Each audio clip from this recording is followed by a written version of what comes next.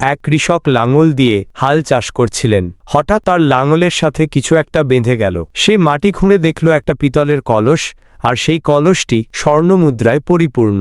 সেই কৃষক কলসটি নিয়ে বাড়িতে লুকিয়ে রাখল, আর তার স্ত্রীকে বলল, তুমি এই বিষয়ে কাউকে কিছু বইল না। তার স্ত্রী নদীর ঘাটে পানি আনতে যেয়ে দেখে তার এক বান্ধবী। সে তার বান্ধবীকে বলল, আমার স্বামী গুপ্তধন পেয়েছে রে, তুই কিন্তু কারো কাছে এই গোপন কথা কইস না। তার বান্ধবী বাড়িতে যেয়ে বান্ধবীর স্বামীকে বলল, আমার বান্ধবীর স্বামী হাল চাষ করতে যে গুপ্তধন পেয়েছে, তুমি কিন্তু এই গোপন কথা কারো কাছে কইও না। এইভাবে এক কান থেকে আর এক কান হইতে হইতে 2 দিনের ভিতরে এই খবর চলে গেছে থানায়। সেই কৃষকের বাড়িতে পুলিশ আসলো। পুলিশ কৃষককে বলল, বেটা, স্বর্ণমুদ্রা কোথায় থেকে চুরি করেছিস বল। চুরির মালকে গুপ্তধন বলে চালায় দিতে চাও, ভালোই তো চালাক হইছ।